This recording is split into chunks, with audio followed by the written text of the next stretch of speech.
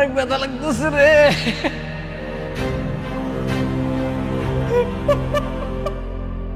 ওরে বাবা রে, পুলিশের বউ হওয়া কি এত সহজ ব্যাপার? হ্যাঁ, বোঝো না কেন, বোকার মতো করো কেন? পুলিশের বউ হইতে হইলে মনটা বড় করতে হয়, মনে জোর রাখতে হয়। হ্যাঁ, আমরা তো দেশের জন্য কাজ করি, মানুষের জন্য কাজ করি, বোঝে না। খালি বাসায় আসো বাসায় আসো বললে কি হয় নাকি? এই আমি পরে ফোন দিতেছি, রাখো, লোক আসছে। আমার হাজবেন্ড কোথায়? আপনার হাজবেন্ড কে? অনেক চৌধুরী। অনেক? সে কি 2 বিয়ে করছে নাকি? ওরে বাবা রে বাবা, আমি এক বউ নিয়ে কুলাইতে পারি না, সে আবার 2 বিয়ে করছে। হ্যাঁ, যাক, ওই যে ওইখানে বসা, ওই যে।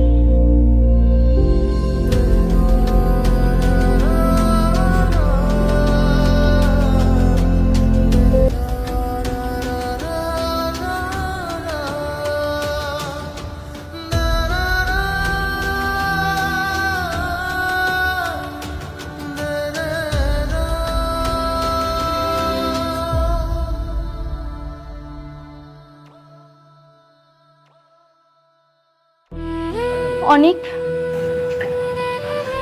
নিশ্চিত তোমার এ কি অবস্থা? তোমাকে তো এরা মেরেছে। কি করেছো তুমি? Kidnap, kidnap. এরকম একজন গণ্যমান্য মানুষ, সে করতে গেছে কিডন্যাপ। আমি বারবার বলেছি আমি কিডন্যাপ করার জন্য চাইনি, কিন্তু আমাকে মিথ্যা মামলা দিয়ে এখানে তুলে এনেছে। আরে ভাই, মিথ্যা মামলা করছে না সত্য মামলা করছে এটা তো প্রমাণিত হবে আদালতে। আমরা তো অভিযোগের ভিত্তিতে আপনারা তুলে নিয়ে আসছি, গ্রেফতার করছি। হ্যাঁ, আদালতে যান, সেখানেই প্রমাণিত হবে আপনি কিডন্যাপ করছেন কি করেন নাই। না করলে আপনি মুক্তি পেয়ে যাবেন, অসুবিধা কি? স্যার, ওকে ছেড়ে দিন, ও খুব কষ্ট পাচ্ছে, ওকে ডাক্তার দেখানো জরুরি। আপনি একটু বোঝার চেষ্টা করেন, ওনাকে আটকা রাখতে তো আমাদেরও কষ্ট হচ্ছে নাকি? মানে এটা তো যেন তেন মামলা না।